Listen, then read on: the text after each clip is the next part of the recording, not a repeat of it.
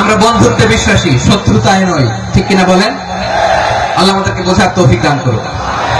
তাহলে এই যে তারা বলেছে এদেশে সংখ্যালঘুরা কষ্টে আছে, দুঃখে আছে, এটা কি ঠিক?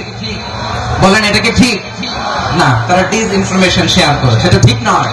আমার প্রতিবেশী বন্ধু রাষ্ট্রকে বলবো আপনারা এটা করবেন না, এটা করবেন না। আমরা শান্তিতে আছি, আপনারাও শান্তিতে থাকেন, আমাদেরকেও শান্তিতে থাকতে দেন। এই যে চিটাগাংয়ের অ্যাডভোকেট আলিফ হত্যাকাণ্ডে গোটা বাংলাদেশ আমরা ধৈর্যের পরাকাষ্ঠা দেখিয়েছি, চিল্লায় বলেন ঠিক কিনা? আমাদের নেতা আমাদেরকে ডেকেছে, আমরা শান্ত থেকেছি। আমরা শান্ত থাকতে চাই, আমরা ঐক্যবদ্ধ থাকতে চাই। যে কোনো ষড়যন্ত্র রুখে দেওয়ার জন্য ঐক্যবদ্ধ প্রচেষ্টার কোনো বিকল্প নাই। তাই আজকের আলোচনার ছোট্ট একটা টপিক আমি শিরোনাম ঠিক করেছি, আমাদের জীবনে, সমাজ জীবনে, ধর্মীয় জীবনে, রাষ্ট্রীয় জীবনে ঐক্যবদ্ধ থাকার গুরুত্ব।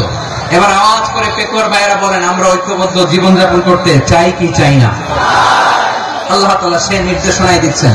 আল্লাহ তাআলা ইরশাদ করছেন, ওয়া'তাসিমু বিহাবিলিল্লাহি জামিআন ওয়া লা তাফাররাকু ওয়াযকুরু নি'মাতাল্লাহি আলাইকুম إذ كنتم أعداء فألف بين قلوبكم فأصبحتم بنعمته إخوانا وكنتم على شفا حفرة من النار فأنقذكم منها كذلك يبين الله لكم آياته لعلكم تهتدون الله أكبر পড়েন আল্লাহ বলেন, ও গোলামেরা শোনো, ওয়া'তাসিমু বিহাবিলিল্লাহি জামিআ, ও আমার গোলামেরা সবাই মিলে আল্লাহর রশিকে আঁকড়ে ধরো। আল্লাহর রশি হলো ইসলাম, আল্লাহর রশি হলো কোরআন। আল্লাহ বললেন কোরআনকে আঁকড়ে ধরো, ইসলামকে আঁকড়ে ধরো। একা একা আঁকড়ে ধরলে চলবে না, জামিআ সবাই মিলে আঁকড়ে ধরো। এই আদেশটা আমাদের জন্য দান করেছেন কে? আল্লাহ তাআলার নির্দেশ, ওয়া'তাসিমু বিহাবলিল্লাহি জামিআ, সবাই মিলে আল্লাহর রশিকে আঁকড়ে ধরো। হাবলুল্লাহ মানে আল্লাহর রশি। হাবলুল্লাহ মানে কি? রশি।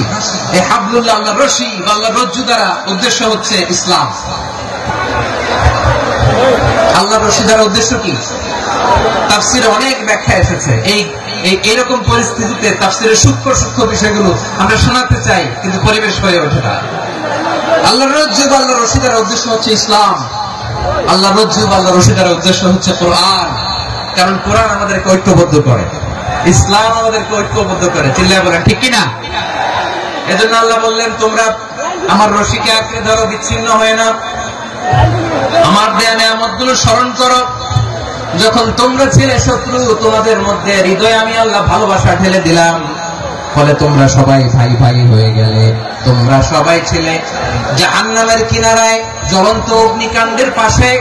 আমি আল্লাহ দয়া করে ঈমানের বদৌলতে তোমাদেরকে আগুন থেকে ফেরালাম। আমি আল্লাহ দয়া করে তোমাদেরকে জান্নাতের পথ দেখিয়ে দিলাম। সুবহানাল্লাহ।